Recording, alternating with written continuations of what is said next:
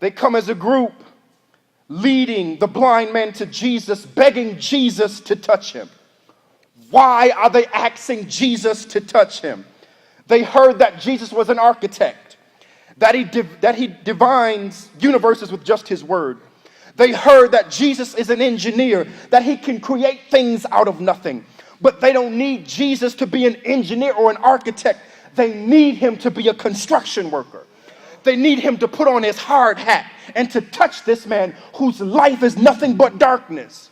They said, Jesus, if you can touch him, the way you touched the mother who had a fever, if you can touch him, the way you touched the man who had leprosy, if you can touch my friend, the way you touched a bleeding woman and a dying girl, if you can touch him, the way you touched the deaf and the mute man, then maybe you can do something with him.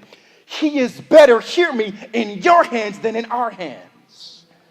You see, that's the thing about resolutions. It's going to be a process. When the blind man left his home, he couldn't see, but he could hear. I imagine his friends telling him, where you are in your life, you're just a couch potato. But where you're going, there is a sign above your head. And it says there is construction ahead. If Dr. Jesus can touch someone with a fever, if Dr. Jesus can touch someone with leprosy, if he can touch someone who is bleeding, someone who is dying, if he can touch someone who is deaf, then maybe he can touch me. You can have hope, blind man, if Jesus can master immunology, if Jesus can master dermatology, if Jesus can master hematology and thanatology and audiology and speech pathology, then surely he can master ophthalmology. Jesus just touched my blind friend. Verse 23 says he takes the blind man by the hand and leads him out of the village. And then he spits in the man's eyes and put his hands on him.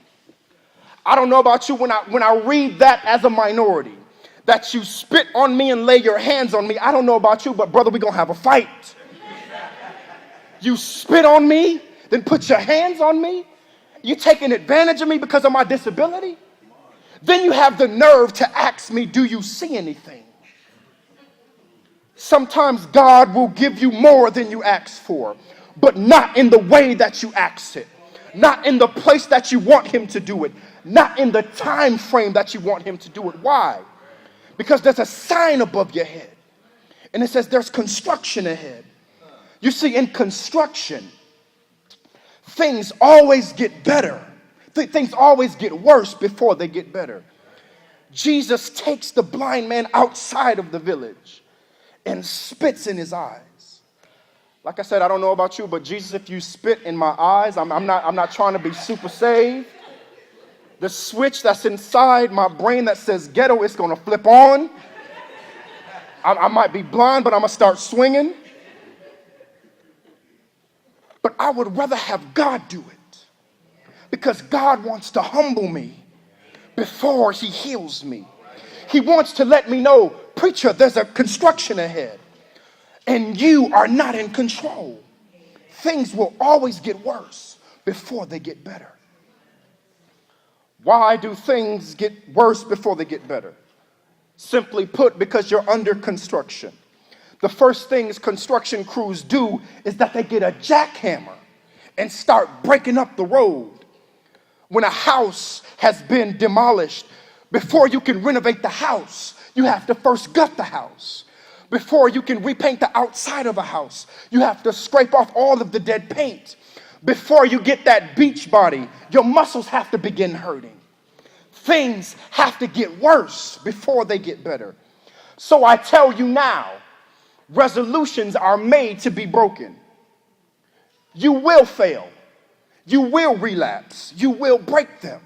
Even if you're trying to stop smoking or drinking, you will relapse at least 2 to 3 times. Things get worse before they get better. And hear me, how you deal with failure, how you deal with Jesus spitting in your face will dictate whether or not you can come and see. Jesus says, can you be patient with me while I'm working on you. And hear me, can you be patient with yourself while you're under construction?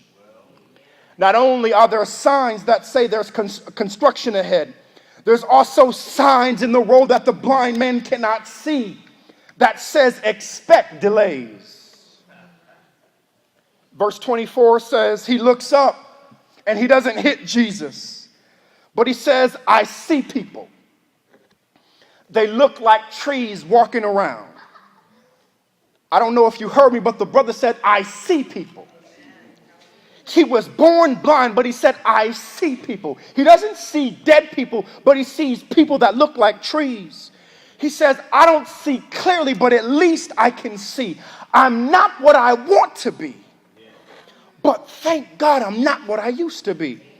Turn to your neighbor and tell them, please be patient with me. God isn't through with me yet. That's the wrong neighbor. Turn to your other neighbor and says, I might run like a tortoise, but I'm going to reach my destination because I'm in the hands of the master. Please don't judge me because you were born with hare's feet.